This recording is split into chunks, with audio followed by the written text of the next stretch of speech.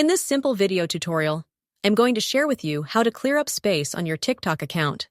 This is essential for maintaining smooth app performance, preventing crashes, and freeing up storage on your device.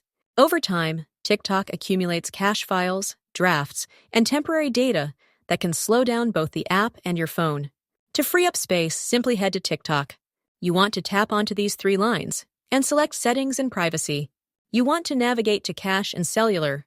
Now head to Free Up Space. You will see the amount of TikTok data occupied. Next to Cache, tap on Clear. You don't have to worry about data loss. This action won't affect your data at all.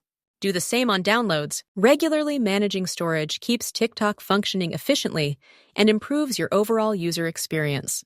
Well, that's how easy it is to clear up space on your TikTok account. And if you have any questions, just let me know in the comments section down below.